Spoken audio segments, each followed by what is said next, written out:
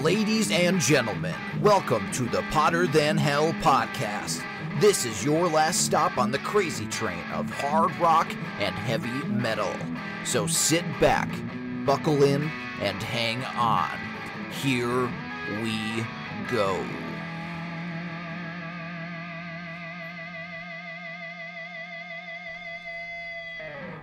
Hello, you Potter Than Hellions. Welcome to the Potter Than Hell podcast. My name's Steve. I'm your host, and I'm as always joined by BC and BB. And our keyboard player is Dylan. And we are joined this week by our special returning guest host, Sonny, Mr. Hollywood Pooni. How's it going, Sonny?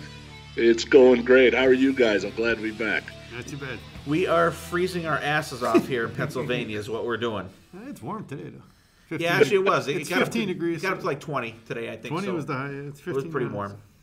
Yeah, it's not a picnic here either. So now I guess I should be happy because it was 6 degrees warmer when I got home than when I left. Because when I left the house this morning, it was -3, and when I drove back home, it was 3. So I guess I should be happy. Oh, good. That is good. That there was at least some increase during the day. Positive note. Yeah, definitely. Sonny, hey, you've been on the show before. You know how we roll here. Tell us what's going on with you and your podcasts. The podcasts are going great. Stephen, Michael, and I are doing Growing Up Rock. We're on our almost 30th episode, so we've been going hard at it now for about 6 months, I think. And then Podcast Rock City is trucking along, number one on Podomatic normally, which is awesome. And Jody and Joe are great partners to be. So Growing Up Rock's pretty cool because, first of all, I don't have to talk all Kiss, although I love Kiss. It's tough to talk Kiss all the time. It's good to break it up. Yeah, and then we've got, we have opportunities to talk to people like Marco Mendoza and the Babies and, guys from Classic 78. And so Stephen does a great job of lining up interviews and doing that stuff. So it's going real well. He does. Stephen does a great job. Although I do have a bone. You guys busted my balls so bad on your one episode, and I was just laughing my ass off. You guys just busted my ass so bad. Because we were looking for your top 10 albums, and it said on the post top 10 albums. You answered the post I wrote, but then you gave me your top 10 concerts. I'm like, what is this guy reading? Like, he doesn't even follow the rules. I know, but I explained that though. I said that we were going to be recording our top 10 albums, so I didn't want to not respond to you guys, but I didn't want to give away my top 10 because we were going to be recording our top 10 episode like right after you guys had that one out. Yeah. Now I know how Dylan feels. I'm sure he's frustrated that you never followed your own rules. So Absolutely. I know. But I love it though. I messaged Steven after that, and we had a good laugh about it. And I like the back and forth, and I hope that we could definitely do a crossover episode with you guys and us. I think that would be a whole lot of fun. Oh, definitely. Yeah, and I got to say on Podcast Rock City. I really enjoyed the episode you guys just put out with the Kiss trivia game. And it was kind of funny how in the beginning that Jody got all the ace questions. Yeah, so it was cool to have Matt Porter on, of course. Oh, he's great. He is a great guy. And for the Kiss fan that I am, those two guys are Kiss nerds. So I have to really prepare for stuff like that because otherwise I'm going to get blasted. Well, you ended up winning though, right? I won the first part, and then Jody won the second part. Oh, the half point got it, I think, didn't it? Yeah. Yeah, that was a great episode. It was great to hear Matt Porter. I listen to the Kiss Room every time it's on, and but it's also good to hear Matt on another podcast also. Sonny, we're going to go around the table here, kind of talk about just a real quick something that we're looking forward to in the coming year, and we're going to let you go first. Well, I'm looking forward to the Kiss Expo that's happening in Atlanta, so that's going to happen obviously immediately when this releases. I'm looking forward to some of the concerts that are going to happen in 2018 because 2017 was a real transitional year for me in moving states and not changing companies but changing jobs. I really didn't get to see a ton of concerts this year. The beginning of the year was good, but the middle and the end of the year wasn't that great. So I'm kind of looking forward to that. And, man, there was so much great music in 2017. I hope it's a repeat in 2018. Yeah, you know what? I have to agree. When we did our year-end episode, I couldn't believe how many albums came out this year by like great bands. It was just like friggin' unbelievable. And I hope that trend continues. But the thing that I'm looking at now is too that all those bands that came out with stuff they're probably not going to have a new album out, this year. But just thinking of the bands that didn't have stuff out, I hope they do come out with stuff. We're just looking forward to it this year, but it kind of got delayed, I guess. Mick Mars coming out with the solo album apparently with the next, hopefully, first part of this year. So I'm looking forward to that. That'd be cool because they did play. John Corabi. They did play a couple snippets or something of earlier stuff that he had recorded with them. I'm really looking forward to getting on this vinyl bandwagon. Black Label Society's album's coming out the 18th. I'm excited about that. Ordered that in vinyl, so that's my actual first ordered vinyl. See, Sonny, I got them hooked now. They're both hooked. On vinyl? Yeah. Oh my They got to God. get record players too, though, don't they? They got them. Yeah, Dylan got me one for Christmas, Yeah, and Santa BB got brought one too. mine. Yeah.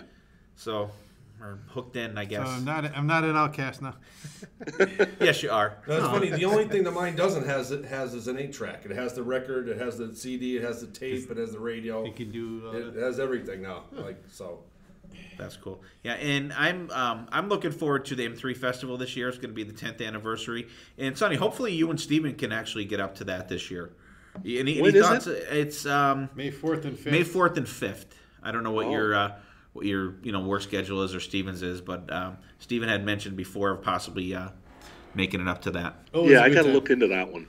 So check it out. It's a good time, and if you guys do decide to go, we can give you the information where we're staying and stuff. Hopefully we can all just have one big party together there. So that's pretty much what we're looking forward to here. And one kind of news thing I want to bring up, Ace Frehley played the Winter Classic at Citi Field in New York where the Mets play. They had the Rangers and the Sabres played the New Year's Day game, and Ace Frehley played there, and they did New York Groove. Who was the band? I didn't see this. I guess it was his regular his band. solo band. Yeah, Richie and Scott Coogan, and Chris Wise. Thank you. Chris Wise on bass. And it was cold. It was in single digits there. And Ace had these gloves on and had the top of the fingers cut off. But they started the song, and then the announcer goes in, number 43. And Yeah. I'm like, what the fuck is that now? Yeah, and actually they did an interview with Ace on the NHL network, and it was pretty good. He was actually pretty coherent for Ace. He looks good. I mean, I gotta say that he's looking good. He must be off the bottle. He does. He claims to be sober a couple, 13 years now or something like that, or 9 years or something. But Ace is doing good. He's doing good. There's my kiss mentioned Dylan early, and Sonny didn't beat me to the punch this year. Thank you this time. So thank you. I appreciate that. And the topic we're going to do today, it's a topic that BC brought up to me. We were kicking around what shows we we're going to do for 2018. And I asked these guys all the time for ideas, and BC said, "How about a show about Y&T?" Most underrated band, underrated guys. I mean, Oh my they're God! totally underrated. And that's what we're gonna do. We're gonna talk about Y&T today.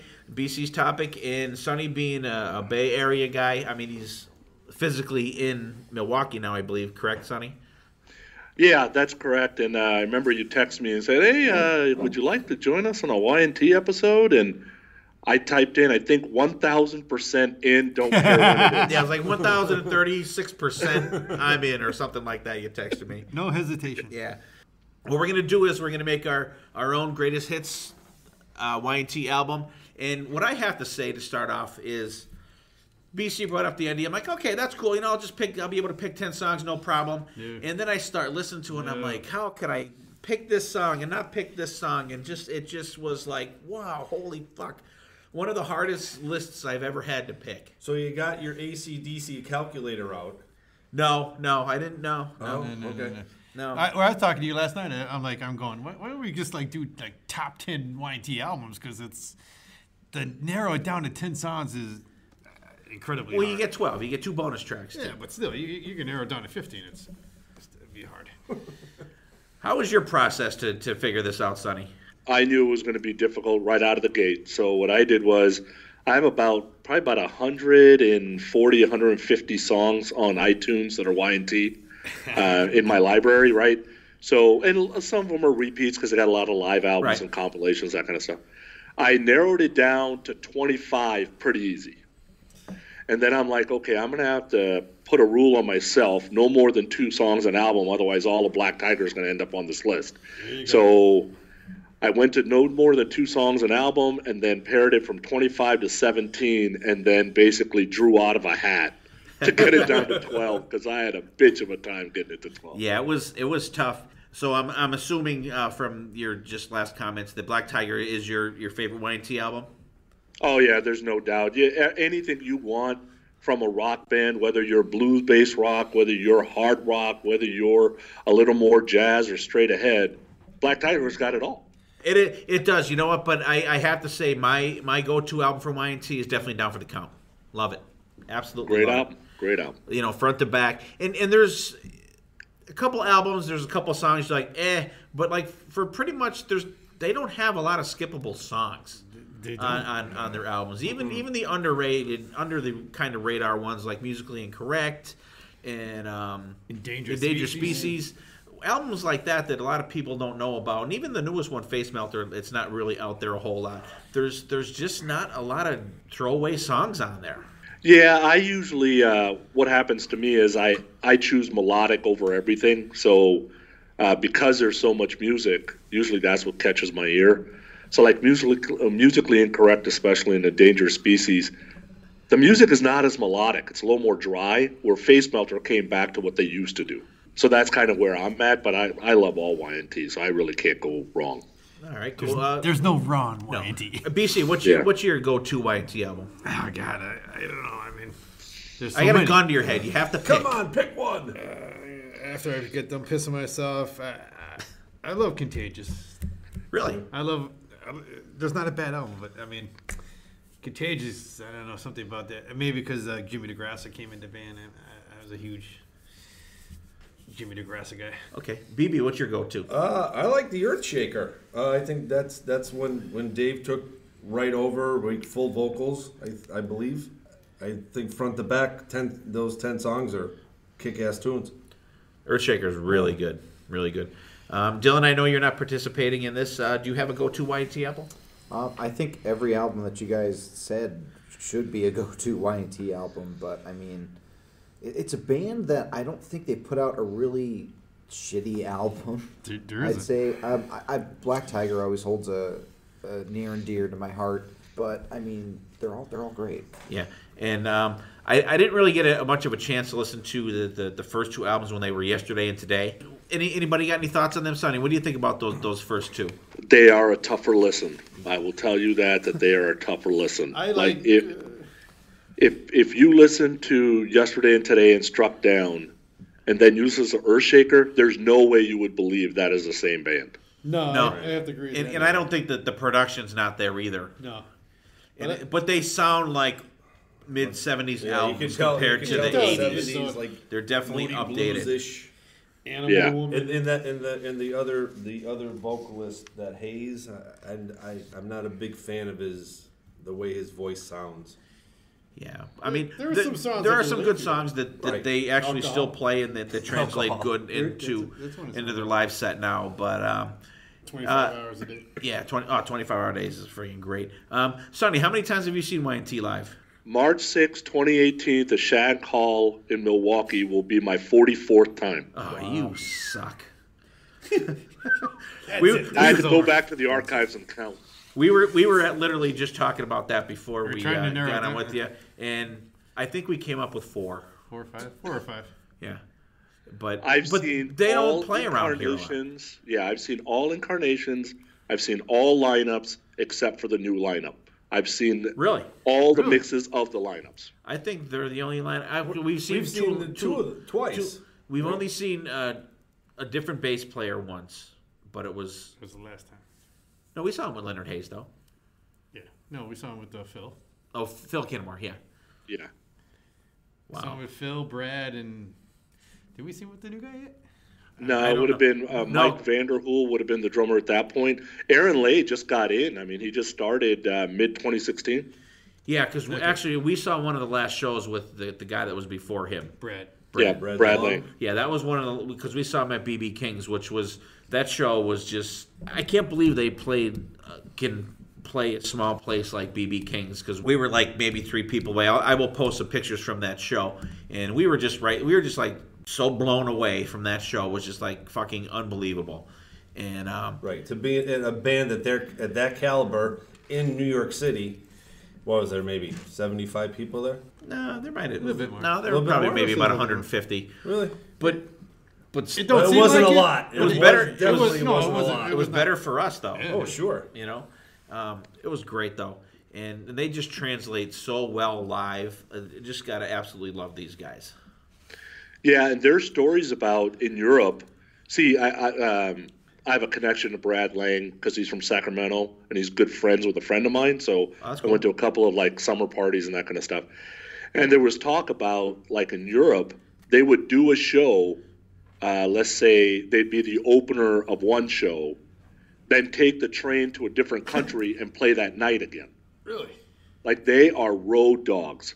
So whether they play to 70 people or 700 people or 7,000 people, they sound the same. Exactly. And they just take whatever gig comes because they don't want to let any fans down.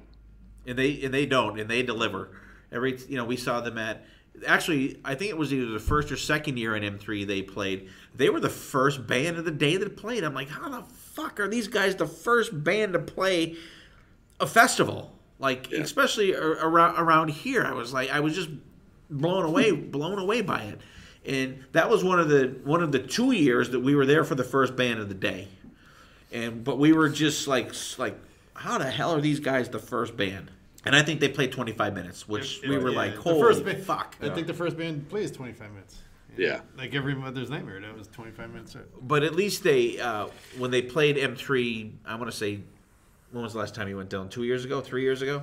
I went last year. Last time, did they play last year? I Y&T? think they did. I feel like they did. Okay, because, I mean, they Was played that or the year before? It was the year before, I think. And they just, like, unbelievable. They finally got to play at least an hour set, which is still, not enough for us, but at least it was better than 25 minutes. Exactly. Yeah, just like crazy live band. Not to make you guys mad, I've seen 3-hour sets. You suck. 3 hours. Oh I've seen them on stage with Eric Martin, Really? Jeff Scott Soto, Neil Sean, because everybody in the Bay loves Y&T. If you're another musician there, Now you're just showing they're off. always on stage. You're showing off. That's crazy. That's awesome, though. That's excellent. But like is there any video footage out there of them with those guys? That's just crazy. I would love to see that stuff. Yeah, hit and miss. There's stuff on YouTube, especially they'll play at this place called the Mystic Theater, and I think it's like 4 or 5 years running. Eric Martin's been the opener, so he'll join on stage with them and stuff. But it's kind of hit and miss. What's crazy is you hear all these crazy stories from bands about taking cell phones away and blah blah blah. When you were at the show, there might have been 2 people recording. People pay attention. They just want to see the band. Right. Actually, the Mystic. That's where they recorded that last live album that they put out. Right. Right. And that's a great. There's probably 20-some songs on that album. It's fantastic, and awesome.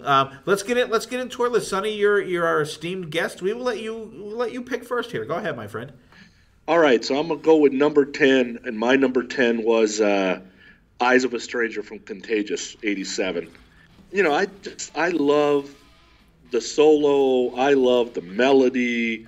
I love the way that it kind of starts, and then about 40 seconds in, that verse starts. Yep. And there's just so much emotion in Dave's voice and his guitar playing that songs like this just come off great. So that was my number 10 pick. That's a great pick, and that translates excellent. That's a really good song. And actually, that was just under my picks. That's in my top 10, so I'm going to go to something else because I got plenty of options.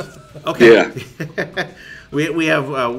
we call it audible here. We'll call it an Omaha. So sometimes we will pick them. But I work so hard on my list. I'm sticking with my list tonight. All right. Awesome pick, Sonny. Great song, and that's a great song live too. That's one that they bust out quite a bit to play live, and it's great. All right, BC. Yeah. Wait, real quick. Fun go ahead. fact on that one: Taylor Rhodes is a co-writer on that song, and he co-wrote "Crying" from Aerosmith. Just FYI. Yeah. Well, there's that melody. He must be the melody guy. Okay, BC, what do you got? I'm gonna, I guess you say number 10, Black Gold off the Endangered Species. Give that album, if you just listen to the whole songs, because like when you get to the solo, like just rips it up. I'll even show you my paper. I didn't make my thing, but I had 2 different lists because I forgot my one paperwork at my one job, and then the other one was home, and I had that one written down, and I have Black Gold written down, and I have middle part circled because like the solo in that is just fucking phenomenal. That comes on, it's like you gotta crank it up to 10. Yeah, excellent. All right, what do we got? All right. Anything on Black Gold, Sonny? No, that album's a little bit tougher for me, but that's a good song though. I remember when it first came out, like you said, it was a little different. It took a little bit to get used to. But when you really sit down and scope out the albums, I mean, the solos in most of them are. Ugh. Yeah. All right, BB, number 10. All right, my number 10 is Rescue Me on Earthshaker from 1981. This may be one of the first times I heard these guys. My neighbor had this album, and it's just a catchy tune. And I'm going to start it just because this is the first song I actually heard from Y&T. So I am going to use that as my opening tune. I want you to rescue me. Excellent. And the thing is, we're not going to really, unless one certain song comes up, it's not going to be like, but Rescue Me is great. And that's, I believe that's one of the tracks on Open Fire that I think there's a lot of great songs on Open Fire, and that's one of the live ones. And great live song. And that's one song they do most of the time live. Right. What do you think, Sonny?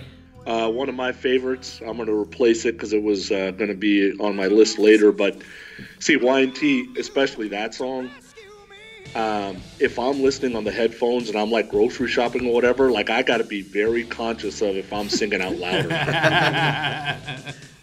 Right? Or like doing air guitar while I like grab chicken.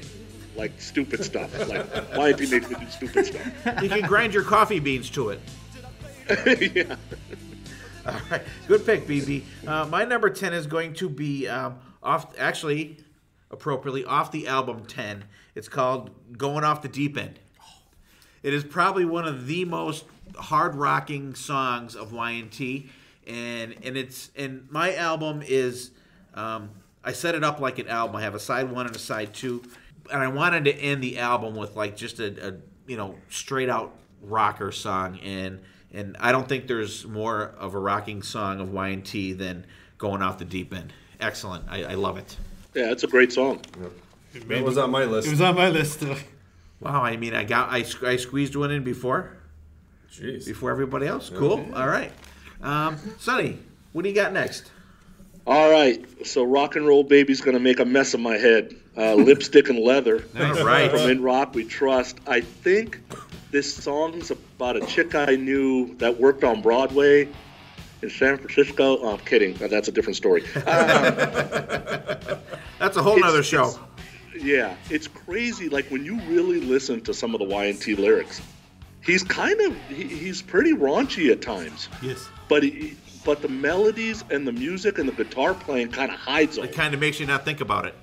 Right. But this is straight up about S&M. Like this song just rocks. Yep. It is. In the In Rock We Trust album is just it's a great album. It's one of their more melodic. There's a couple songs on there that I think are like a little more slower tempo, but it's like still rocking songs. You know what I mean? Like yeah. But it's great, and that was a great pick. And actually, you may hear about that song again. Because Steve's not changing his list. I am not changing my list. No list, damn it! I worked so hard on this list. I'm not changing it because this is the Y&T album that I want to hear. BC. I'm gonna go off of 1990's 10. She's Gone. I mean, I just think that's just such the groove of that song just gets you every time. Like, so, I mean, she's gone, baby. She's gone, and so is one of BB's picks. I say almost all of my the 3 songs I pick on 10 are all gone almost. What the hell? God damn it! But that means it's a good song. Yeah. Yep. That is true. What do you think, Sonny? It's 10's a great album. I think I only have one song off of 10, and it hasn't been said yet. But Okay. it's a great album. And I think that's another album that's kind of under the radar there. That this type of music was kind of on the downslide there around 1990 when that came out, and I think it's one of the more forgotten about albums. That's really good too. All right, BC, who you got up next? BB. BB. I'm sorry. Wow. No. Come on. I'm just fried here. I'm sorry. I did that. We did another episode tonight, and I did the same goddamn thing. It's funny now that last episode is running in my head. Now I'm like, oh, I want to say this one. No, I bet you he's going to say that one. No, I want to say this one. No, I bet you that's on his list. But I'm going to go off the Black Tiger album from 1982. I'm going to pick Open Fire. Nice. I think that's a ripping kick-ass, tune. Dave singing his pipes and his guitar on it is just phenomenal. And it's a little bit quicker. For that album, that's probably one of the quicker songs on Black Tiger. It's on my list too, and I'm going to pull Steve on this one. I don't think I'm going to take it off my list. See, hey, sometimes you got to stick with your guns. And as far as that song goes, and the album Open Fire is great. I remember when that came out, I picked it up on because like a lot of the songs I didn't really know because there's stuff from the earlier stuff, and it's great. And I that's the song I do prefer the live version, although they're not a whole lot different.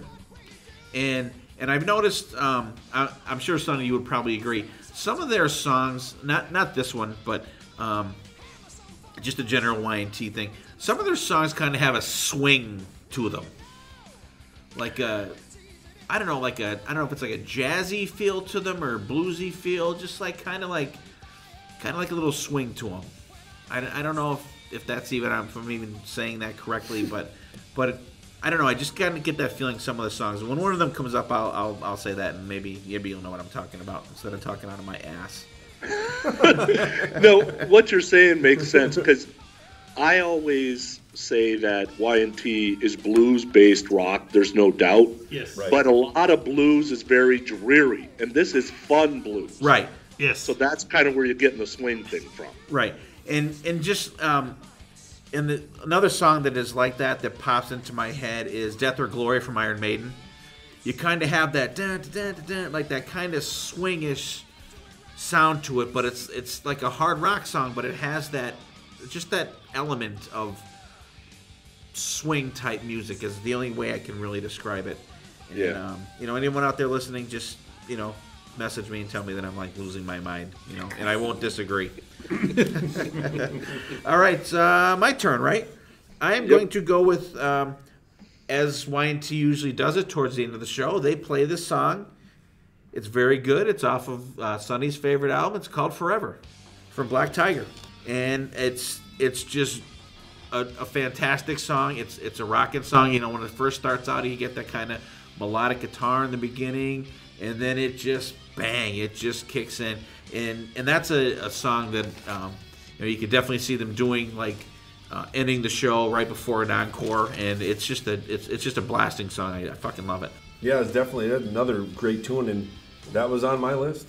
So, it's funny how we're picking the same songs here. We should have did but we didn't really pick the same songs from the one we did before. You know what I mean? That's true.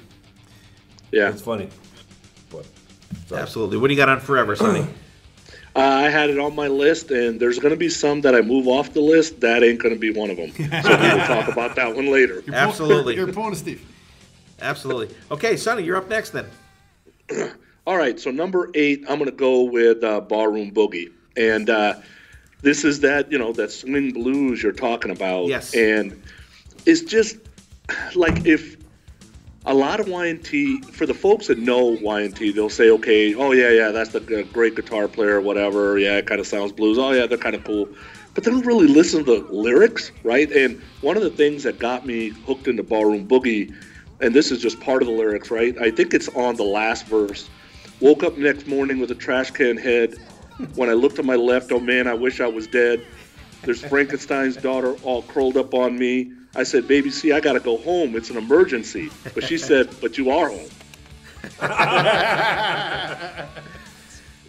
How people can't get into kind of the fun part of Y&T, I never understood it. I just think they don't listen. I just think that they don't. They're not mainstream. They're not on the radio every day. They're not the hits type thing, you know.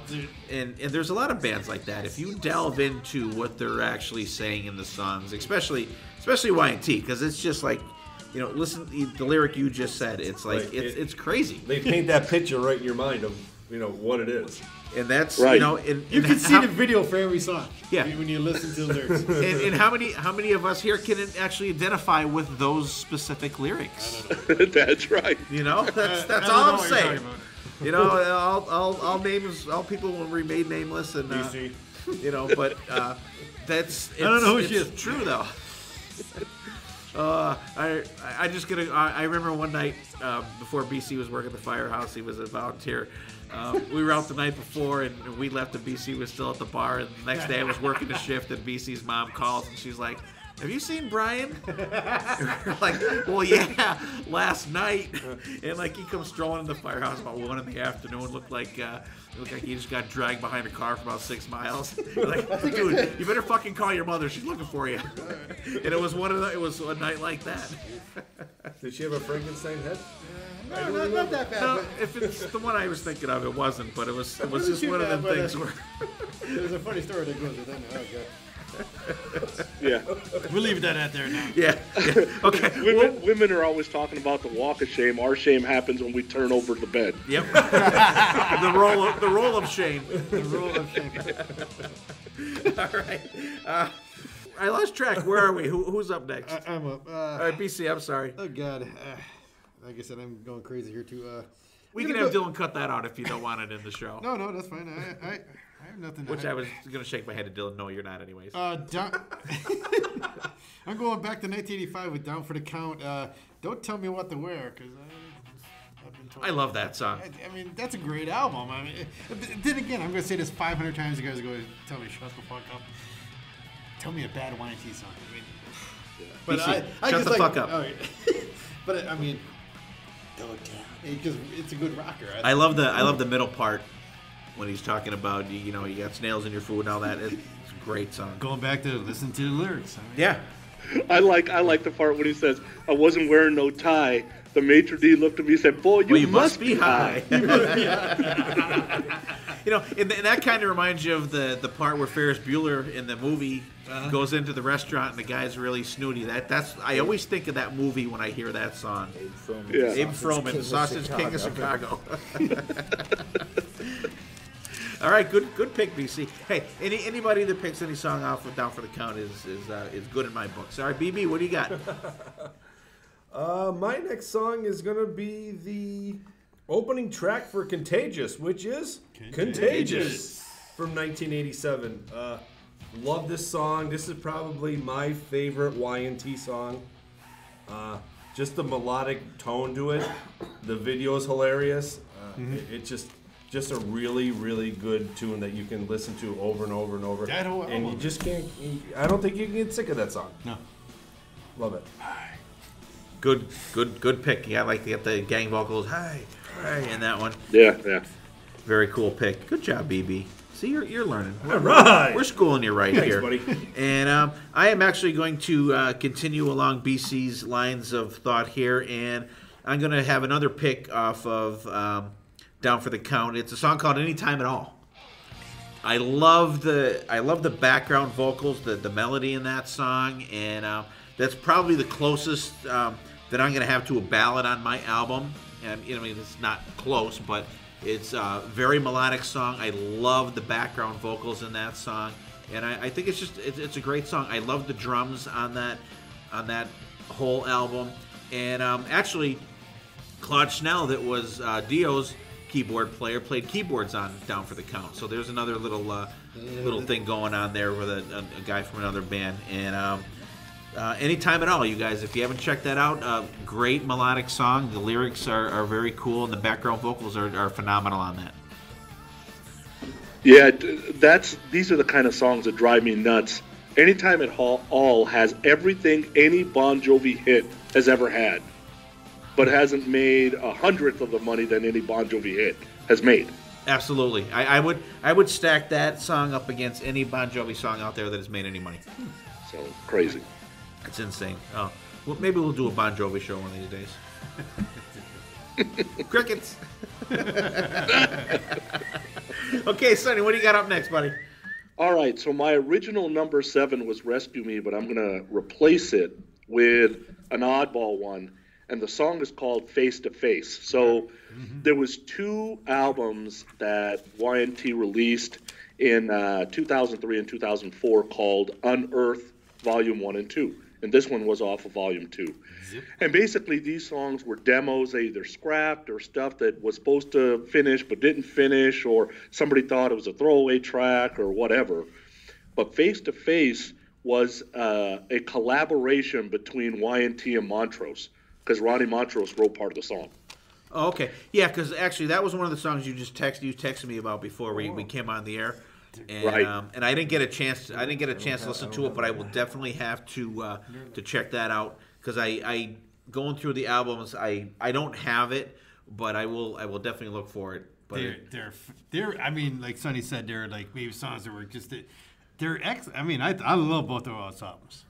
I don't think there's bad songs on those neither, and they're the ones that didn't make it. And it's kind of crazy how, like, if you hear a song like that, and like I said, I haven't heard this song before. What's the criteria for a band to pick a song that we hear like a song like that you think is great, and like how did you got to kind of think of what was their thought process that this song wasn't good enough to make an album? Because all their songs are great. Yeah.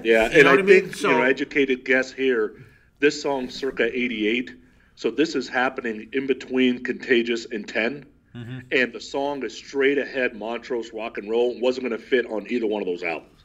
right, you maybe like sound wise or kind of theme wise that it didn't fit, but at that point, I'm sure that they pretty much knew their fan base, and that fans like us wouldn't give a shit. Yeah. But they do have to please the record companies, because there was actual record companies and stuff back then. So, you can kind of see what's going on. But as a fan, you're like, how the fuck did they leave that song off?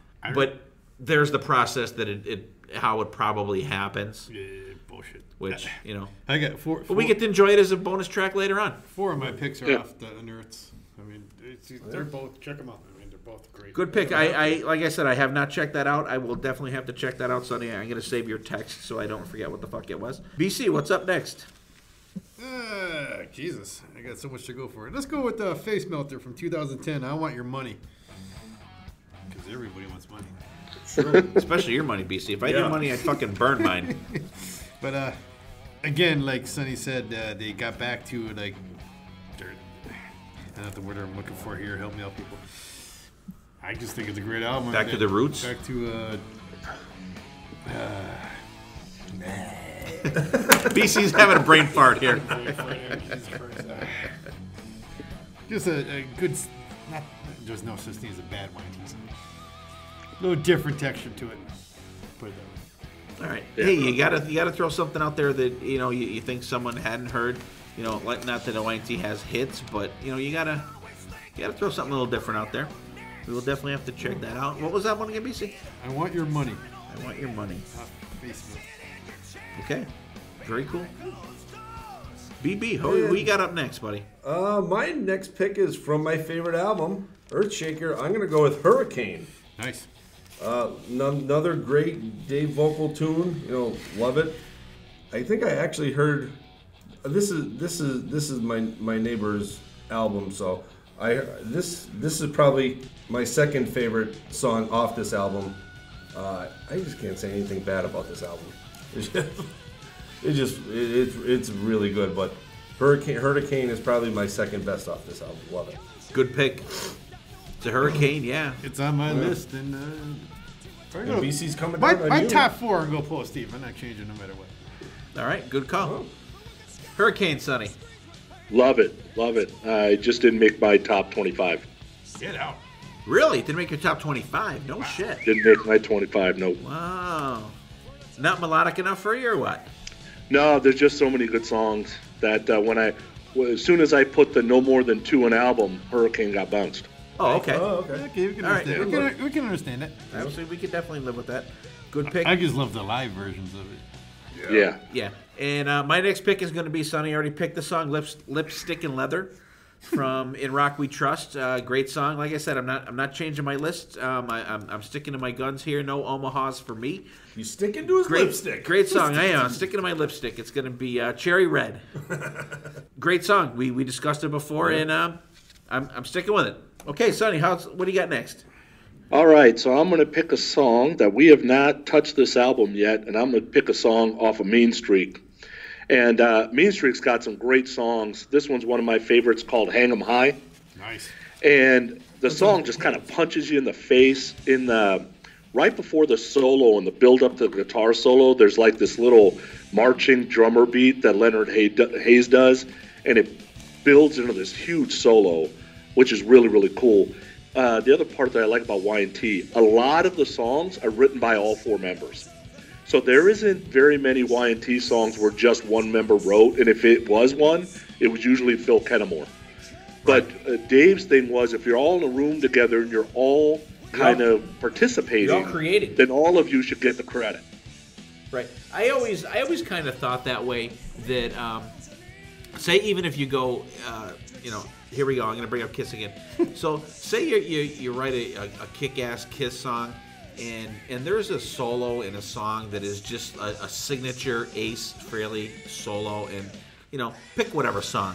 Like how does any guitar, say any band, how does that guitar player not get credit for writing that solo in the song? I never understood that, because a lot of them, the songs are the signature part of the song. Like you can't wait to get to the goddamn solo, but yet the guy that wrote the solo that everyone instantly recognizes does not get recognized for writing that solo. Yeah. It's similar to the drummer too, right? So I told you I end up singing out loud sometimes. Sometimes I'm playing air guitar. I don't know about you guys, but I play air drums a lot too. Oh, we air drum constantly. My wife yells at me so much because I'm always like fucking just tapping my foot, and that drum track is in my head constantly. It could be any song at all, but the drums are what's in your head, the beat of the song. And you're absolutely right. And the same thing with that. You get even if you get a band that has a drummer that is like a signature sounding drummer, say like Cozy Powell or something like that. Like, how do these guys not get credit for what they do? that just baffles me. But it is the music business, and everyone's pretty much for themselves. So, that's a whole nother show again. But good pick. Who we got next? Who are we up? Me, Sonny's up next. No, actually, BC's up, because I just picked Hang 'em High. Oh, you did Hang 'em High. I'm sorry. Oh, my God. Really, guys? Shoot me now. Shoot me now. It's a rough day here, people. I said I got Dylan's not showing me the race board. That's my fault, because I pointed to the speaker, so I'll take the credit. I'll take the credit for that one. That was my fault, because I pointed to the speaker. Oh, okay. So you went Sonny, but I'll take the. I don't think I was paying attention to BB. I'm just. Okay. I'll take the hit on that one. All right, BC. Go ahead. I'm gonna go off. Just not too long ago, discovered this song. It's like a bonus one now and reissue ones. They're doing all that shit nowadays. Oh yeah. Which is good. It's off Mean Streak. A bonus from 1983. I'm Not Sorry. Oh. You got it? He's not BB's sorry gotta that he call has it. That was gonna be my two bonus. is not sorry. Sorry, BB. Sorry, not sorry. It's a great Demi Lovato song. Yeah. But I mean, what? it's easy. Demi Lovato. Who the fuck is that? BB knows. Yeah. Casey sings it all the time. Well, he does have a daughter. Perks of having a daughter. Yeah. Perks of having a daughter. It's not a bad song. It's not a bad song. Demi Lovato says hello. All right, tell us a little bit more about this song here, BC. I'm not familiar with it.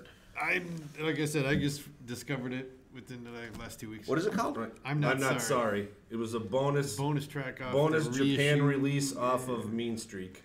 Oh, okay. And now that you got me on this, whatever. Oh, okay. Help me out The Amazon Music or Amazon Music, and I'm finding some new stuff Okay. on there, which is always Sonny, you got anything on this song? I'm not familiar with it at all. Yeah, it's a good song. So Yeah.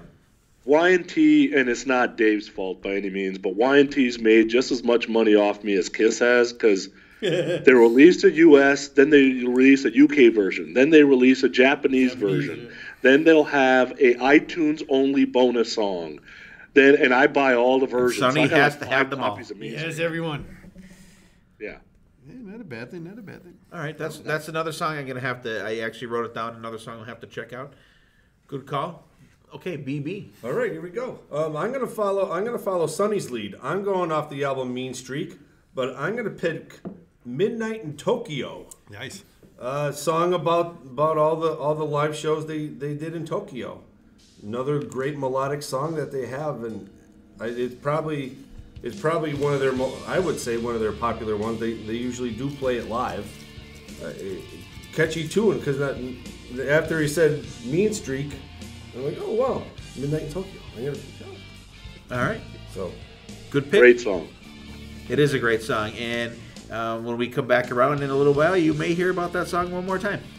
And but I also am. This must be the Mean Streak round. I'm going to stick with Mean Streak on this one, and I'm going to go with the title track. It may seem a little, mainstream for all the stuff that Y&T put out and the song that people know by them, but it's known by them for a reason. It's a great song. Although I do wish when they do it live that they would do it towards the end of the set. I know they open up with it a lot. I mean, it's a good rockin' song to start, but that's a song that I kind of look forward to hearing. I would rather hear it at the back end of a concert than at the beginning. And actually, on my album, that's why this one came in at number 6. So what this does is it opens up side 2 of my album. And I can't think of a better song to open up side 2 of an album than Mean Streak, because you have on the Love Gun album, starts out with I Stole Your Love, flip it over, boom, Love Gun is the first song on the second side. So Mean Streak is my Love Gun on my album. Yep. Sonny. Okay, so I'm kind of an ass when it comes to some of my music, right? So just like one of my favorite singers is Mike Mativic of Steelheart. So when I saw him live, every note's got to be perfect. How do you? I'm sorry to interrupt you. How do you pronounce that name? Mike Mativic. His real name is Miljenko, but his last name is Mativic. Mativic, because that's a name. I didn't mean to interrupt you, but that's one name you see and you're afraid to try to pronounce it. You have no idea what the fuck you're saying. Yeah. Mike So Mativic. Mean Streak is one of my favorite guitar solos of all time, right? And I remember the first time that I heard it, or the first time I saw it live, I was like, okay, Ace has a guitar that looks like that. How come he can't make it sound like that, right? Because, they're all playing Les Pauls. Right. But I remember, the air guitar thing, air guitar at a concert. So what'll happen is I'll be, strumming my fingers on my pocket or whatever, right? Trying to follow the notes, because the guitar solo is so hummable and memorable. Right. And damn it, Meniketti hit it note for fucking note. And I was so happy that day. I just got chills telling you. He cemented me as a Y&T fan that day. That's great, and that you can have a moment where you remember exactly bang, like when that happened. And that's a, I'm sorry, not to sound like a, jackass or whatever, but that's like a magical thing that you can be in that moment when you hear that song again. And that's just right. And every time you hear it, now you're back to that one spot. So, Sonny, I don't think you're a jackass because of that. All right, so you guys, that took us halfway through our list. You can call that side 2 if you may. Since we're all vinyl people here now, at least sitting at this table. And right now, once we did the back end of the album, we're going to do bonus tracks at the end, so you can just consider them after the ones we just did. And we're going to go into our hidden gems for the week. And our hidden gems, we're going to start with our esteemed guest, Sonny. What do you got for us this week, Sonny? Well, since we were doing a Y&T episode, I figured I'd pick a hidden gem to try to get another Y&T song in. But then I thought about, that's something Steve Wright would do, and that's kind of cheating. So I did not pick a Y&T song. Oh, my God, it never stops.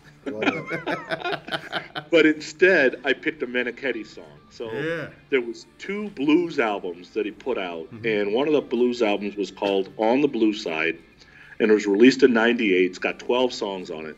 But one of the songs that I wanted to kind of highlight is the James Brown song, It's a Man's World. And, obviously Dave's doing the guitar playing and the vocal. And the first 10 or 12 seconds kind of starts out with this little bit shreddy type of guitar solo, and then he says it's a man's world, and his vocal slows everything down, and dude, it is eerie. So if you have not heard that version, no, you want to check it out. Absolutely, it's a man's world, correct? Yeah. Awesome. I was gonna pick Dylan, but he's having a coughing fit on the side here. So BC, go ahead. I guess Sonny don't like this, but I'm gonna do a Y&T song. But I just discovered it. See, you bust on my ass, and I don't have a fucking Y&T song. I just discovered this like 3 days ago. It's off Face Melter Japan release, Deadly Deceiver. I mean, I don't know if anybody else heard it. I'm sure Sonny has, right? Yeah, I have. It's a good song. I like it. I mean, I just like. It's a bonus track. Off like the Japan. See, that's why we're gonna be doing. You guys out there, we'll be doing bonus tracks. Did you just say a someday for me? No. Oh, okay. No. Somebody for me? No. Okay. Deadly Deceiver. Sorry. Pay attention. Not even Easy. Calm down. But I just discovered it like 3 days ago. And I'm like, check it out, people. We will have to absolutely check that out. All right, BB, we're gonna leave you scolded. Go ahead, Dylan. My hidden gem this week is a song that was originally done by a band that I really love that's no longer around. They've since broken up, but it's a cover that Anthrax does, and it was on their recent deluxe edition re-release of For All Kings back in 2016, I think. They do a version of the White Stripes' Black Math, which when I saw that was listed on the track listing, I'm like, wait, the White Stripes Black Math? And it's Black Math? Black Math, yeah. Okay. It was originally on the White Stripes album Elephant, which of course has their most famous song, Seven Nation Army, on it. But it's a really cool song, and Anthrax has a really cool version of it. It's definitely not a song or a band that you think someone like Anthrax would cover, because the White Stripes, of course, they only had 2 members in the band, and Anthrax has, 5? 5, yes. So it's really cool to see what they do with it, with like the minimal setup that the White Stripes has. But it's a really cool version of a song that I really love, and it's on the, like I said, on the deluxe edition of the For All Kings album, Black Math. That's cool. So you go from a cover of a song from a band with 2 guys to 5 guys doing it. Yeah, it's really interesting. Cool. We'll definitely have to check that out. All right, BB, what do you got? Well, I'm just going to jump on the Y&T bandwagon, and it's probably going to be... See? It's not me. It's going to be the first time that a hidden gem has not been released yet. I saw this on Facebook and on Blabbermouth, and I think Sonny even posted it. The Y&T Acoustic Classic Volume 1 that comes out this month. Nice. It's a little acoustic EP. It has Contagious on it, Rock and Roll is Gonna Save the World, Summertime Girls, Black Tiger, Barroom Boogie, and Rescue Me. All acoustic. Cool. And it's tied in with Manichetti Winery. It must have been recorded at his winery with him and his wife Jill. So cool. Check that out when it comes out, because I like it. 7 songs. That's a good little acoustic set, the Y&T. I think it was part of the thing he was doing, that if you wanted to come do wine tasting, you could kind of get this acoustic set beforehand, kind of like what Kiss does with the meet and greets. Right. Yeah. Have you had his wine yet? I was just going to say that. Recorded in December. We got recorded in December. Well, that's cool. Actually, that's pretty quick for them to put that out. But I mean, it's only a couple songs and stuff, so that's cool. Yeah, because actually, Sonny, I think you texted me and told me to check out your post. I think what the deal with that is, and that's cool. And the songs are very cool. Yeah. I don't think I've ever heard Y&T do anything acoustic. I don't think. No, they're one of the few bands that you haven't really heard them do any acoustic stuff. That's definitely going to be interesting. I'm sure it's going to be good. All right, and I'm going to prove some people wrong here on my hidden gem, and it's going to be an album. It's going to be a solo album from Jack Blades. Oh, I thought he was going to go Yesterday and Today by the Beatles. No, that's where they got their name, right? I was not. Yeah. Right. I was not going to do that. Okay. It's Jack Blade's solo CD. It's called Rock and Roll Ride. It's pretty Night Ranger-ish, if you must. There's some good songs on there. Back in the Game, Rock and Roll Ride, A couple ballady things on there. Say You Will, Rise and Shine. But it's a good rock album. So you guys, if you have not checked that out, that's our whole idea behind the hidden gems here. It's something that you may not have checked out. But you can check out all of the stuff that we did here today, except for BB's because it hasn't fucking come out yet. But it'll be out right after this episode comes out. Hey, you never know. So maybe I will post it. Well, true. So you guys, check out those things. We have Menakitty, It's a Man's World from Sonny. We have Deadly Deceiver, a Y&T bonus track or Japanese track from the Face Melter album. We have Black Math from Anthrax, the deluxe version of For All Kings. We have the acoustic classics from BB, Y&T, which will be out in a record store near you very soon. And I have Jack Blade's Rock and Roll Ride. So you guys, if you haven't checked this stuff out, good stuff out there. That's what we want to engage our audience and get people listening to different stuff. You guys check these things out and let us know what you guys think. If you think, we have shitty picks and you have a better one, let us know. We'll read it on the air for you guys. Let's get right back into our list here. Thanks you guys for your hidden gems. And that was one of the things when I asked Sonny to be on the show. He's like, we're going to do a hidden gem, right? And I'm like, oh, absolutely. So, and I'm glad at least Sonny's paying attention to the show. And let's get right back into it. We'll go with the same order. Sonny, what do you got? Number 5 here for your album. All right, so what do you get when you get a guy named Taylor Rhodes who wrote Crying or co-wrote Crying, and you get a guy named Robert White Johnson who's co-written songs for Celine Dion? You get a great vocal melody and a song called Don't Be Afraid of the Dark. And that song from 10 is not written by anybody in the band. It's written by these two other guys. That's unusual. Very unusual, very especially unusual for a Y&T song. Yeah, absolutely. But, the vocal melody here, I mean, it's 1990. It's kind of a mid-tempo, almost ballad-type song. It's got the whoa, whoa, whoa, right? It's got everything a 1990 hair metal song should have. So I love it, and I thought it was a great song. It is a great song. I do enjoy that song. And actually, Y&T is a band that I never really looked at who wrote what, and that was good information. I didn't know that none of the band had anything to do with that. And I'm sure it was a record company thing that they just, pretty much had the song thrust upon them. But however it worked out, it came out as a great song. Yep. Excellent. BC. Like you said, I said this probably 3 times already. This is very hard. I'm going to call an Omaha here. I'm going to go with the live version of I'll Cry off of Yesterday and Today. I guess, I forget what year. It might have been 1994. I guess it was kind of their last album before they kind of took the hiatus. What album? Yesterday and Today. Live. I'm sorry. Oh, okay. I'll Cry. I mean, I guess that's... You cry? I cry every time. Do you cry, I hear BC? it. I do. Okay. It has a good, the blues feel to it. It is. It does have a real good, and the guitar work in it is phenomenal. Very cool. Yeah.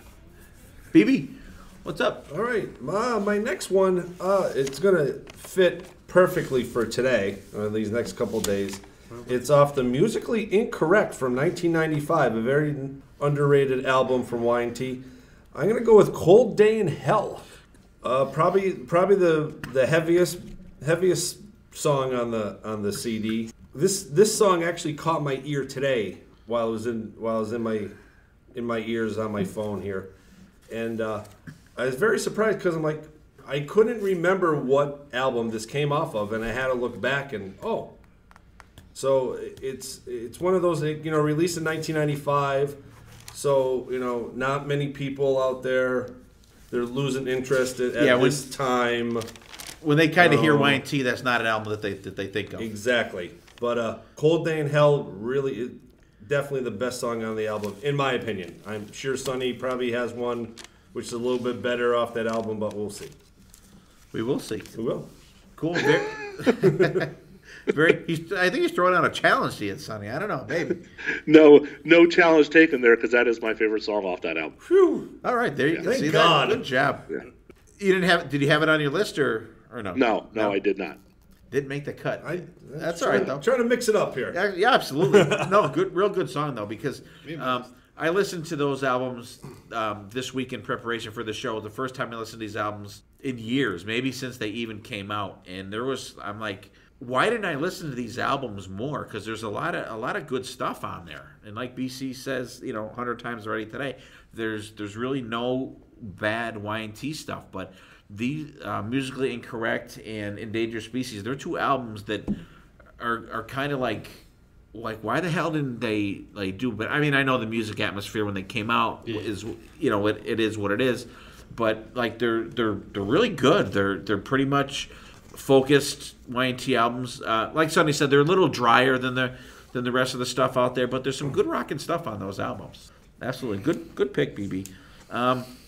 My next pick is going to be what actually would be the closing song on my side one of my album. And it's a song called In the Name of Rock from Down for the Count. And like I said before, it is my ultimate favorite Y&T album. And let me tell you, when CDs came out, I had it on CD, and then for some reason my copy was gone. I don't know if I lost it or an old girlfriend had it or whatever. No, this was before I had any kids, that I know of. I'm not trying to say anything. But it was an album that I had and I loved, and I had it on cassette, and then I had it on CD, but then both of them were gone. And it was one of the CDs that was really, really hard for me to find out there to get it. And I remember, we went to one of the Kiss Expos in New Jersey, and I found it, and I think I paid like $30 for it. And back in like the mid '90s, that was a lot to pay for a friggin' CD. Mm-hmm. Yeah. I mean, it's still a lot to pay for a CD now, actually. But that's how much I really loved that CD, and I wanted to get that. And what I did was, when I bought that CD, I took it home, I instantly burned a copy of it and put it away somewhere, which I couldn't remember where the fuck I put it. So in case I lost the original copy, I'd have a copy of it. But I don't know. I'm probably going to be like 20 years from now, I'm going to be digging through shit in my house and find that extra copy of Down for the Count. So that's my pick, my number 5 pick. Any love for that song, fellas? Not a bad song. Man, come on. Yeah, it's a great song. It did not make my list. Come on. It's a good tune. Did not make my list. That's right. We can't all be as awesome as me. True. That is true. That's all right, why you're Sonny, the host. That's right. Sonny, what do you got up next, buddy? All right, so my original number 4 was Open Fire, so I am going to replace it with a newer song, and it's called I'm Coming Home from Face Melter. And I think it has the coolest riff on that album, and a very anthemic song. If you haven't given it a try, there's a little breakdown in the middle that's really cool too. I think they used it as their either opening or second song the last time that I saw them. So it's definitely in their set list, but it's a great song. It's called I'm Coming Home. Cool. Good pick. And actually, that's one that I'm not entirely familiar with, because like I said, I just some of these albums I've been just kind of rediscovering. But Face Melter is a great album. The only thing that gets me is that the album cover on that, it kind of reminds you of the Dragons that Rush had when they did the not the R30, the Rock in Rio album. If you look at the cover that it has the dragon, that kind of reminds me of that dragon on there. Rush's was, I think, blue, but Y&T's was like a red or orange type thing. That's kind of reminded me of that. That was the only thing. But musically, it's great, and it's produced excellent, that album. Good pick, Sonny. BC. I'm going to stick with my top 4. Down for the Count, 1985, Anything for Money. Rocker from Y&T, I think. Anything for Money. Anything for Money? That is a great song. Yeah. And that... There's no bad song from that. There is no bad. The only song I don't really love on Down for the Count is Hands of Time, but that is a great song. I love that song. Any love for that, Sonny? Love it. I love that album. So, because I'm surprised that that you have such love for that album, because that album's a little keyboard heavy. I know, it surprises me too. Okay, but maybe there was a change happening.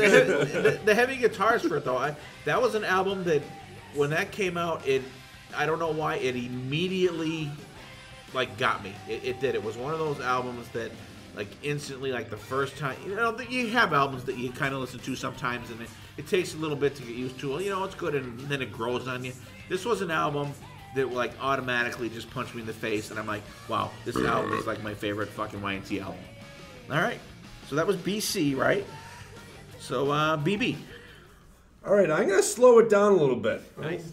You know, I know there's some ladies out there that like to listen to a little Y&T. I'm gonna slow this one down. I'm gonna go off Earthshaker again. The closing track off of it, I Believe in You. You know, slows it down, but still, Dave still rips the guitar. He played this when we saw him at BB King's. And it just Ripped it. It is just unbelievable how melodically and slow he goes, and then how the solo just. It almost doesn't even belong in the song, but it just goes off. But I'm going to say this about Y&T, like in most bands, you know, you get the slow songs, like, okay, they have to do it because they have to have the ballad or whatever.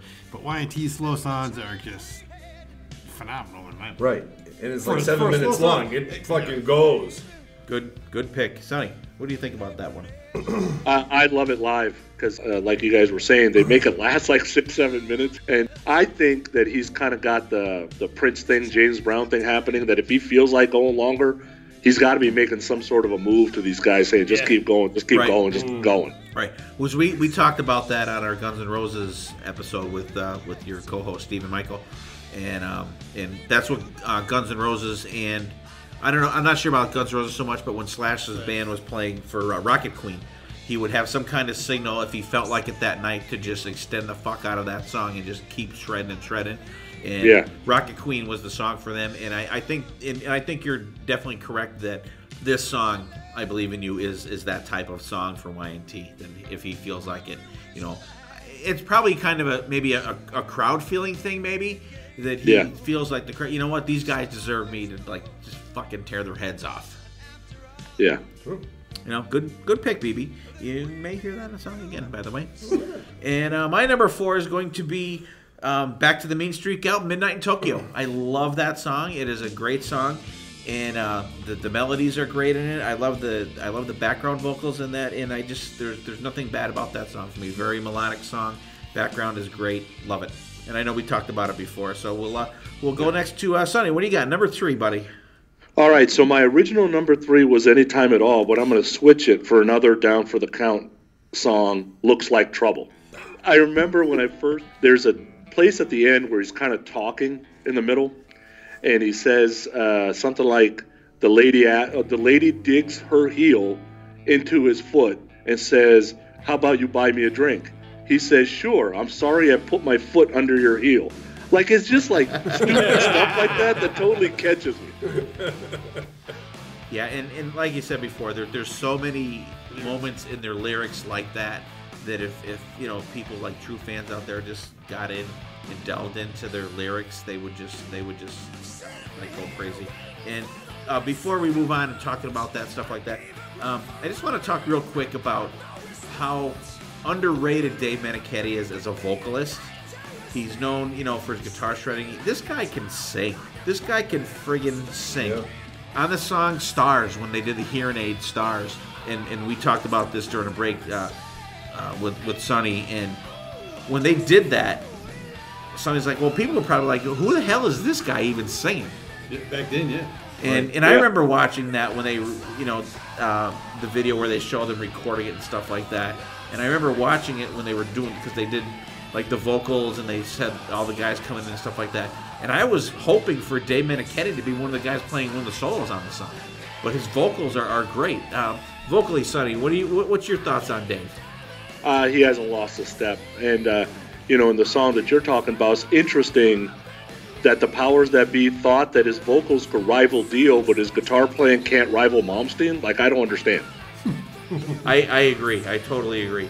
He is maybe not technically a better guitar player than Yngwie, but you know what? He's just a lot of notes. Dave is so melodic and so good. And just like, come on, people. Yeah. It's not like BC now. Come on, people. Yeah, so if you guys have any doubts about Dave Meniketti vocally, just seriously listen to the songs and listen to him sing. Go see him live. Go see him live. And like Sonny said, he has not missed a step. No. You hear him sing, listen to Earthshaker, and listen to him sing live now. He's the same guy singing. There's no loss. There's no nothing. He's still right up there where he always was, I think. Cool. Very cool. Sonny, I believe you're next, my friend. No, he just went. No? And again, you would be wrong. We need like a dunce hat to pass around. I blame Dylan for this because he's usually. What are you doing over there? What are you doing? He's usually saying. I'm counting. Yeah, but you're counting. I but thought you're not you were holding paying attention. You're not holding up the board to me. I need visuals. We're gonna pass this around. This is gonna be the. It's like we're gonna really be like the. I'll put Jamaican, the fucking dunce cap on again. We're gonna be the Jamaican relay team. All right, that is gonna be the. All right, BC. You hold that. When you're done, I guess according to everybody else but me, it's your turn, BC. All right. My top 3 is just Y&T songs that I love live, and my number 3 will be off the Black Tiger album, Black Tiger. I mean, that kicks in. That's a great song, a great live song. You want to talk about songs that just get you like. I want to throw like the person next to me, which is usually Steve. That's a song, and I gotta tell you, I probably said it on another show. We go to a concert, and we like to party, we like to have a couple adult beverages and stuff like that. When a band gets going, I am literally BC's fucking punching bag. That's true. And you can ask BB, you can ask Dylan, any guys who go to shows with us. BC literally punches the shit out of me. And he's literally has punched me in the face before our concerts. Yeah, get into my music. What can I say? Holy fuck, I'm like a fucking BC's punching bag. And I'm Black passionate. Tiger is a song that bruises up Steve. It's a great song, and when it comes on, Steve goes, "Ah, shit." I'm like, I love this song, but I'm just not looking forward to the fucking beating that I'm about to get. Good job, BC. See, that's why I'm glad we're sitting across the table from one another here. We're not sitting next to it because he'd probably be just fucking punching me now thinking about the song. Good job. Okay, BB, go ahead. All right, my number 3 is going to be off Earthshaker once again. Dirty Girl. Yeah. How can you not, at one time in your life or another, want one dirty girl, BC? Or 2 or 3 times. Or 2 or 3 or 5, and just another great song off a great album. It sucks you right in. Number 2 on the album. No pun intended. No, but and it's a great live song. Another, yeah. I don't know. I didn't want to say it because you've said it 8 times, so I don't want to say it anymore. But Dirty Girl is How can you not say it? my number 3. Great song. And that's a song when they do live that John Nyman, the rhythm guitar player in the band now, that's his song to shine. Yeah. And he really tears it up in that song. Good pick. BB, correct? BB. See? All right. Yeah, here we go. All right, I'm almost with it. Okay. Oh, all right. Okay, I get it now. All right, my next song, my number 3 song is going to be from the Open Fire version of 25 Hours a Day. Just a great melodic song, great party song, and love it. Absolutely love it. Sonny, what do you think? Love that song. You work 25 hours in a day, don't you? Yeah, the original one's a little slower. Yeah. And it doesn't That's have why I the picked punch. the Open Fire version. I love the Open Fire version. Yeah. The Open Fire version is the way to go, no doubt. All right. Sonny, down to the top 2. All right, so, okay, this is where I'm going to get on my soapbox a little bit because I got something to say to these people that live in the San Francisco Bay. So when I talk to somebody in California, especially if they live in the San Francisco Bay and they're into our kind of music, and I said, "Oh, so you must really like Y&T. Who's Y&T? Oh. Dude, you really want to piss me off? That's why like, how could you live here? God damn it! How could you not know? That's like when people ask me, "Is Kiss on the Kiss Cruise?" Maybe I want to next fucking year. kill them. Maybe next year. So yeah, I don't have a lot of pet peeves, but that's one of them. But I remember telling that to somebody, and then the next thing I thought was, so you mean to tell me you've never heard Don't Stop Running? Like, it is the perfect rock song, and you've never heard it, and you live here. And that's my number 2 pick, Don't Stop Running. Nice. Don't Stop Running. Really good This song. girl is gonna be Really melodic, and the vocals are great in that. And that's another song that I think Y&T is like really underrated on their background vocals too. Mm-hmm. And they the times that we've seen them, we haven't seen them like 1,800 times like Sonny, but the times that we have seen them, the background vocals they're pretty much spot on.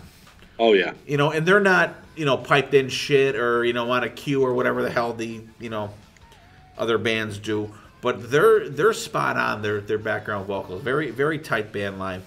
Great song, excellent song, good pick. All right, BC. I'm going to stick with the Black Tiger album and go with Open Fire. I mean, just, again, Steve gets beat up in the song, just like Black Tiger. Another beaten Steve song. But after the next song, he's going to be in the hospital probably. But That's all right. Hey, I'd rather you punch me in the face and throw up on me. I'm getting sick of saying it, but come on, I can't go around with Y&T. You cannot. Open Fire. true. Any All right. love Bannon? Come on. Love it. That was on my list. Oh, okay. My This list is has been beat up. destroyed. I feel like we played Battleship, and I'm like the first one out. And you know what? And my that's the beauty of doing one of these lists, because you're like, oh, that guy's got that one. But like, and this is one of the few ones, because you guys know I will change my lists as we go along. But this one, I'm sticking with it, because I worked on this list. I'm like, my mind was just like, my face was melting. I had a face melter episode, and but just like love it, absolutely love it. All right. Well, since you're talking about Face Melter, I'm gonna go from that album. All right, I'm gonna go with On With the Show. Nice. Because the opening bass riff on that from Phil's bass, it's one of those things that you always see, like Dave stepping out and ripping up his guitar. This song starts with the bass, and it caught my ear. It caught my ear today. I'm like, wow, that's kind of cool, because it's not.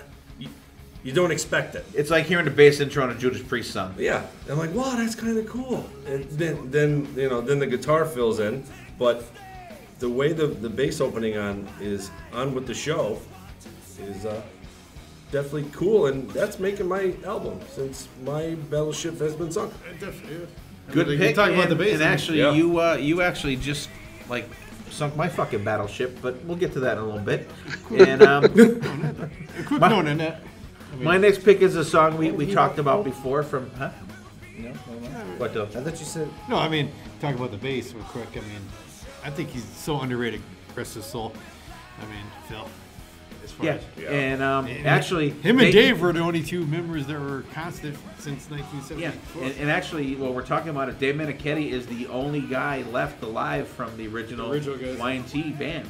Yeah, they already died in the last 2 years, Yeah, 16 and, to 17. And those guys were great, and rest in peace, fellas. And you guys put out some good music and made a lot of people happy over the years. And I'm glad you brought that up, BC, because I was going to mention it throughout the show at some point. Great pick. Who's up next? Me. I have the mantle in front of me here. I'm going to pick Hurricane from Earthshaker. I know we talked about the song before, but it's just did we talk about the song before? We had to. Yeah. I'm sure someone picked it along the line here. But Oh yeah, BB had it as his number 7. Okay. Look at Sonny. Sonny, we're gonna have you're like the stat guy. Yeah. Hurricane, great song from Earthshaker, and I know we talked about it before, but Sonny, this is your number one now, so Yeah, so my number 1 did not change, because to me it is not only the perfect Y&T song, to me it is a perfect rock song. The vocals are perfect, guitar parts, guitar solo, it's arena style, just the songwriting, the vocal melody, everything, and that song's forever. It's the best Y&T song in my opinion. I can't disagree. I didn't pick my songs as best to worst. I picked them album form, but Forever is phenomenal, and that was the song that I talked about before. That was the song that you would do before you go out for an encore. Fucking phenomenal song. And actually, I think that song kind of makes me feel like that. That's like the band song that they want to go on forever, and that I always get a I don't know. I don't want to sound so fucking stupid here, but I get like a good feeling when I hear that song. Kind of like yes, these guys like just are so great, and you want them to go on forever. I fucking love that. Awesome song. Yeah. Good, solid pick. Cannot go wrong with that. That was, and I'm not saying it was my number whatever, but it was like the second last song on my album. But it was, not number 9 on my album, maybe number 1 in my heart. All right, BC, you got the mantle. What do you got? And nothing new here, people. Hurricane. And that was my number 1. Right from the very get-go. BC starts out with a rocker. Good starter. Yeah. Good starter. BB. All right. My song is very underrated. It's from Endangered Species. It's called Voices.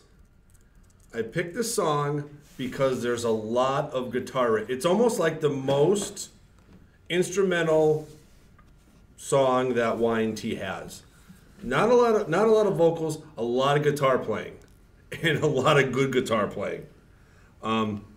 Between Dave and this guy called Steph Burns, they go back and forth, and it's really, really good. I just figure it's a good way to open the album. Not so much. Get you in that kick-ass mood. A little grindage from the guitars back and forth. Not a lot of vocals to set the mood for the album, but Voices from Endangered Species. Good pick. I'm not extremely familiar with that song. I will have to definitely check that one more out. Anything on Voices, Sonny? No, it's a great song, and BB's dead on. So what happened is when Joey Alves was in the band, and even Davis said this, he wanted Joey to play more leads, but Joey was not comfortable playing leads, and Dave said Joey was the best rhythm player he had ever heard and ever worked with. But when Steph Burns came in, there's a guy that wanted to play leads. And it kind of relieved the pressure off Dave a little bit. Nyman plays some leads, but when Steph was in the band, he played a lot more leads. So them kind of working off of each other makes this song really cool. Very cool. I will have to check that out a lot more than I have. And I'm familiar with the song, but I haven't really delved into it like crazily like that. That's cool. Good pick. And my one that I opened my album up with is BB just said it a couple songs ago. It's called On With The Show from Face Melter. It starts out great, although I would not put on the opening that they have for that. They have that little intro that they have on there.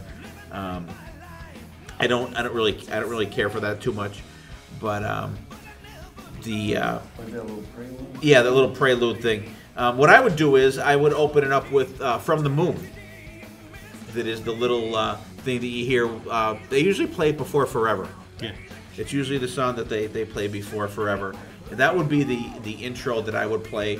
It's it's only a short song. It's only like 43 seconds, I think, or something like that. And I would definitely play like From the Moon. And if you guys have not heard it out there, listen to one of the live albums. It's the little musical thing that they play right before, usually when they play Forever. And like little melodic thing, kind of like Y&T's version of the Hellion.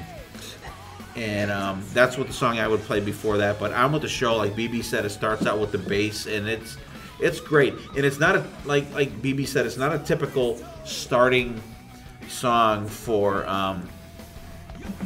Y&T, but it's a kick-ass song, and it's one that like really gets you going. And it's the first song I believe on the Live at the Mystic album too. I think that was the song that they opened up with on that. So, which is another from front to back. That album. That's an album. That could have been your fucking album. Nothing to skip. Absolutely, nothing to skip. All right, there's our albums. Sonny, did you name your album? No, because I just did a top 10 list, so I didn't really name my album. Okay, these guys didn't either. I did. Oh, BC did. Okay, I named mine too, and you don't have to name it if you don't want to. You just kind of look at me like fuck. But what'd you name yours, BC? Like we talked about this numerous times, and there's something about Y&T you can count on is in Y&T we trust. Because you can always trust these guys are going to put out good shit.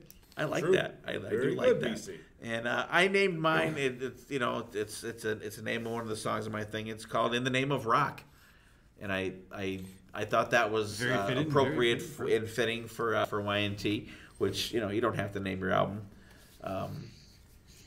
That's what I threw out there. Real quick, we'll do bonus tracks. We won't go. We'll do 2 bonus tracks for each guy, so we won't have to go around the table twice here. And Sonny, how about your bonus tracks? Give me the 2 of them. All right. So the first one is actually Hands of Time, and you had mentioned before there's not a lot of acoustic stuff that Y&T has out, but they do actually have an acoustic version of Hands of Time. It's on Unearthed, Volume 2. I'm going to have to check. I have not checked that out. I will have to check that out. Yeah. Because that was my least favorite song in Down for the Count. Yeah, that one's from Down for the Count, yeah, but it's an acoustic version. Maybe I liked it a little bit better acoustic. I'll have to check it out. And then my second bonus song is actually one of my favorite Y&T songs, but I wanted to put it as a bonus because really nobody's heard it. Well, not a lot of people anyway. It's circa 1985, so this song was written right before Down for the Count, and it's on Earth Volume 1, which was released in 2003. And the song's called 16 Tons. Mm-hmm. So this song is like a ballroom boogie part 2, and it's a totally fun song. And the song is about he's kind of lonely, he needs to meet somebody, and he gets hooked up with this girl that's a little bigger than he imagined. Okay, right? A whole lot of Rosie type scenario. Right. And I think it's the second, it might be the second verse, just to give you an idea of what this song sounds like. She threw her arms around me, I could hardly breathe. Then she grabbed me all over and started kissing on me. She said, I'm so lonely, baby, and my, you look so sweet. I ain't no piece of candy, not for you to eat. That sounds like a Paul Stanley lyric. Yeah. She grabbed me by the collar, took me in the back room, and said, I'm going to make a man out of you. 16 tons of romance. Oh my God, that's the sister song to Let's Put the X in Sex. Yeah. Oh my God, that's fun. That's around the same time. Oh my God, that's hilarious. That's awesome. I definitely have to check that out. And there's a line in the song, something about I don't ever have to take her out because she don't fit in my car. Oh, good God. Can't say that nowadays. Oh, my God. That's awesome. Really good song. If you have not heard it, it's a really good song. Oh, I will check that out tonight. That's friggin' awesome. I was listening to it last night. I'm going to have to download that album. That's great. Both of them. Why don't you buy it? Yeah, dude, no more downloading, man. Can I buy it on vinyl? I don't know. I have it in vinyl. Yes. Oh, see, there you go. I'm going to go to Sonny's house. There you go. Awesome. All right, road BC. trip.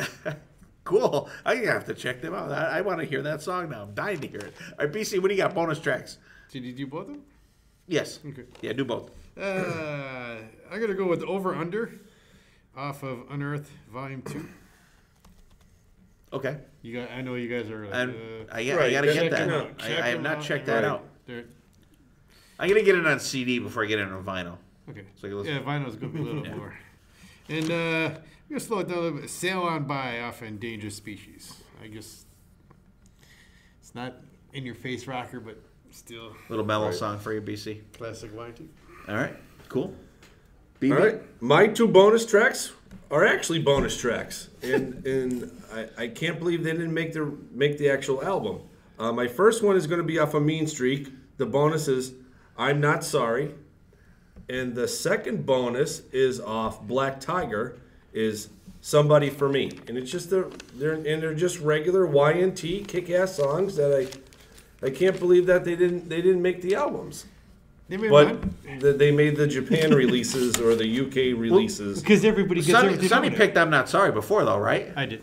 Oh, you did. You okay. did. I have that written down. I wasn't sure who picked it.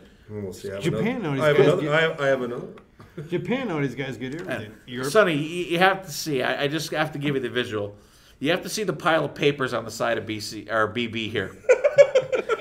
There's like probably 20 sheets of paper on the floor here next to BB. But I don't understand. I'm the only one who didn't know we had to make an album because you say check out Y&T albums, pick favorite songs. I know. I give these guys. I didn't give them the. No. There was a text. I thought we did talk about it in the text. That was just the final thing that I said. I remember saying that's okay. So BB, we have to tell you something. I know. I was gonna say, Sonny, should we apologize to BB right now? Yeah, I'm going to. Go ahead. BB, I'm going to start with an apology, and let me tell you what the story was. So Steve and I are texting back and forth, and in one of the texts I sent back said, "There is no fucking way I'm picking Summertime Girls on my top 12." Exactly. And you know how you can see the little ... when he's texting back? Right. Well, before I saw him text me back, I said, leave that shit up to BB. It'll be on his list anyway. So that exactly he texted me. But you know what? I like that song. It's just unfortunate. I mean, if Y&T had a hit, that's definitely their hit because I think it was what. It's like that's like one of those like. I think Summertime Girls is like a rock and roll all night. No. I was just going to say. I mean, it's their hit, but it's not like a hit. When you hear something like Sonny, do you want me to read the texts? Yeah. Read it. Okay. No, it's funny because I'm going to show you. I don't even have it highlighted. And I'm going to double down on the apology. Okay.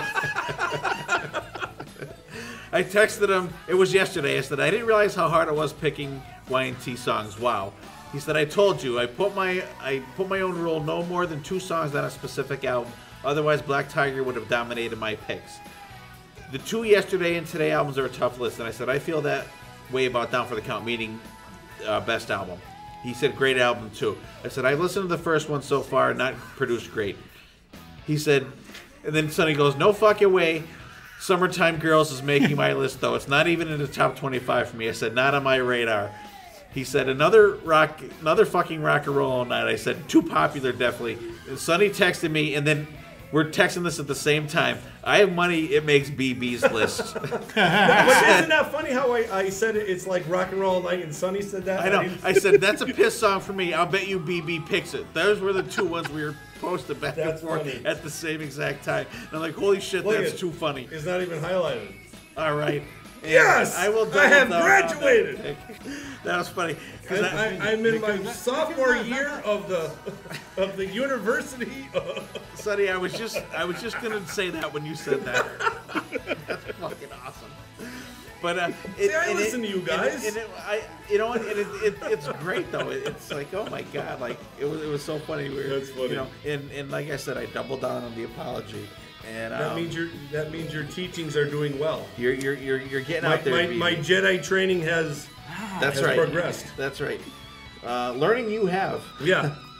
All right. I think it's my turn now, right? Yes. Okay. My 2 bonus tracks are, this song was said before, I Believe in You, but mine's going to be the live version from M3. The last time we saw Y&T there. Dave Menichetti just absolutely, we talked about, giving the sign to just tear it up. He just absolutely let loose on this show, and it was fucking phenomenal. My second bonus track is going to be, I don't know, was it 2 or 3 years ago we went to see Y&T BB Kings? I want to say probably 2 years ago. We went. At least 2. It was cold. They did a version of Take You to the Limit from Mean Streak, and I wasn't really familiar with that song. It was one that I didn't really listen to a lot on Mean Streak. But when that song and it was unusual because he played a white, I want to say maybe a Jackson guitar. It wasn't a Fender. It was like a Fender-looking guitar, but it was like a Jackson version, I think. Yes. And he played that guitar for I remember that. Take It to the Limit. And I remember, I wasn't sure what the fuck song it was. And I turned to someone and said, oh, that's Take It to the Limit from Mean Streak. And I wasn't it just totally, absolutely blew me away. So my second bonus track is going to be Take It to the Limit, live from the BB King show that us guys were at. And that wraps up my album. And like I said, I named it In Rock We Trust. And I apologize, you guys, for not having you name your thing. Sonny, off the top of your head, if you had to name yours, what would it be? The best rock band in the world nobody's ever heard of. Okay. There you go. That was good. BB, if you had to name yours real quick, what would it be? Come on. You're on the spot here. Blackstreak. Blackstreak. Blackstreak. Are you talking about your underwear? Yeah. or Mean Tiger. Mean Tiger. Mean Tiger. In Tiger We Trust. Face Melter Species. In BC, we trust. Yes. Summertime. All right, there you go. In Y&T, we trust. There you go. I like that. In Y&T, we trust. I guess going, and it's like, you know what? You can trust this band. Always put out good shit, and they. Poof. So you just said that. I wrote that right now. I do like that. That's very cool. And Dylan, what's your commentary here tonight? Y&T's a great band. Definitely an underrated band that deserves a lot more of a spotlight on them than they have currently. They're definitely a band that if you were to walk up to some random person on the street and go, "Hey, Y&T, what do you think of them?" They wouldn't really react. But if you say, "Oh, Summertime Girls," "Oh, Mean Streak," maybe they might. But still, they're a band that everybody in the band's talented. They have an amazing frontman, and they deserve more recognition than they have. Yeah. But that's a good thing, though. It's almost like they'll always be the opening band. It's like the best kept secret. Right. There's nothing wrong with that. Okay. Sonny, Y&T, final thoughts. History is set up a lot like this, where people don't remember Michael Cooper from the Lakers. They don't remember Steve Kerr from the Bulls. They don't remember Moose Johnston from the Cowboys. Like, these guys are the blue-collar rockers. Mm-hmm. Because they didn't have a guitar shredder, because they didn't have a David Lee Roth or a David Coverdale, they weren't heavy enough to be, or British enough to be new wave of British metal, but then they weren't Bon Jovi enough to be on the radio. So they were kind of always stuck in the middle. And I was thinking of something while Dylan was talking. I'm like, I wonder why people don't cover their songs. Because there's tons of bands that know Y&T, and I know there's Bay Area bands that know Y&T. Is it because they can't do them? Maybe it's they can't do them. I don't know. True. We've seen a lot of cover bands. I don't remember anybody doing a Y&T song ever. No. Yeah. I'm going to say maybe they tried and couldn't do them justice and said, fuck it, we're not doing these guys. Yeah. I think what ends up happening is, just like you can't copy Fraley's feel, you probably can't copy Meniketti's emotion. Mm-hmm. Agree. Totally agree. Yes. That's a good point. Good point. BC, final thoughts, Y&T. I mean, like you said, I like it that they're not huge, because I think that changes bands. When you get to a certain level, it changes. I don't care who you are, it changes the band. They're, like you said, blue collar rock band, and they know, and they play their hearts out. Like 75 people, 175,000 people, it doesn't matter. They play the same, and you don't see that a lot. Yeah. We really, I know they're releasing this little acoustic thing, but they haven't released an album in 7 years. Maybe this nucleus that Dave has around him now, maybe, get in the studio and next year throw out an album. But I like to see a new Y&T album. 7 years, 8 years has been a long time. Good call. But you never know. Don't seem that. I do agree, and I'm glad Sonny posted that, because I didn't know that acoustic album was coming out. Me neither. And I personally want to thank my buddy Chris Cooligan, our buddy that we all know, Dugo. He's the back in the day when we used to buy albums, we used to go to a record store on the weekends, three of us, and we would each pick a different album. That we had you didn't have the internet or nothing like that. You didn't know. What album was good. You pretty much judged a book by its cover. If you saw a cool album cover, you would fucking pick it up and hope that it was good. And he picked up Mean Streak, and we brought it back, and it was like, holy shit, these guys are great. So I gotta throw it out to Dugo out there for bringing Y&T into our realm of music that we listen to. And I do hope that they do come out with something new. And I didn't realize what BB just said, that it's been that long since they've had an album out. It don't seem like it. It doesn't. It seems like, Because I was thinking 2012. It was 2010. 2010. Yeah. So I mean, there's a big space there. Hope Dave gets some stuff going and has another album out. It's great. But wait, we do have an album. We have this Unearthed that we have not heard of. That's true. That's going to be our new album. You have two. Volume 1 and 2. There's 2 different Yeah, ones. I'm definitely gonna have to check those And out I'm- because I wrote down the songs you guys mentioned tonight. Correct me, Sonny. There's got to be at least, 15, 17 songs in each one almost. Yeah, there's a ton of songs, and there's a song on, I think it's on 1. It's called "Wild If I Wanna." Dude, Yes. that could have been a hit. It was supposed to be for a movie called Out of Bounds. That's on by my list, Anthony too. Michael Hall. That made Was, my list. really? It did make my top 10. Yeah. It's on my list. I'm glad we did this episode. There you go. because, You got something know, to I do. got some new stuff to listen to, and I gotta say doing this episode was like totally BC's idea, and I think he came up with it in, I don't know, like mid-December or something like that. And like I said before, I immediately I thought of Y&T, Bay Area band, thought of Sonny.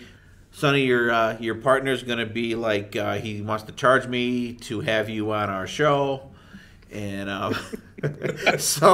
but I get him on our show to offset that, But I really appreciate you coming on the show. So we did our final words on Y&T. So Sonny, give us plug your stuff here one more time before we wrap it up here. Yeah, so I got 2 other podcasts. Podcast Rock City, which is an all-Kiss podcast. Love those guys. It's been You around guys. for 4 or 5 years with Joe Polo and Jody Havnot, with great guys. And then my partner in crime, Stephen Michael, and I have a podcast called Growing Up Rock. It's GrowinUprock.com. So we got all our podcast episodes on there. And, don't let him give you too much of a hard time because I'm the Vinnie Vincent. I haven't signed any contracts. I'm a freelancer, baby. Awesome. We appreciate it. Once around the table here, go ahead, BC. Thank you, Sonny. And when I first met Sonny, he was one of the few people I've ever met that knew Cry Wolf. So that sticks with me. Sonny, have you ever been to M3? No. I have never been to M3 because it's kind of one of those weird things. There's not a lot of festivals on the West Coast just because there's not a lot of population on the West Coast. Right. But anybody that you would see at M3, I've most likely already seen that year in a club or a show. True. That's because there's so many shows. Right. Well, maybe this year will be your first. Maybe. Yeah. Okay, and I personally want to thank you, Sonny, for coming on. And, we love you, buddy. And good luck on your vault experience. And I hope to have you on to, hear your thoughts on that. And hopefully we will be talking on here as Vault Brothers, perhaps, within a month or so. I'm glad you could do it. And people are like, some people are against the Gene Vault, some people are for it, and I think it's cool if you could do it. Get the they call it the Vault experience for a reason, and you get the whole experience. I have an interview that actually we didn't get a chance to air yet about the Gene Vault. I did an interview with Keith Valcourt on the Kiss Cruise. And it is an experience, and I can't wait to hear your thoughts on it. Once again, thank you for coming on with us, and you guys, thanks for doing all this crazy stuff with us. BC, good job on the topic this week. Sonny, thanks for coming on, and you guys have a great night. We'll see you next time, and there will be a next time.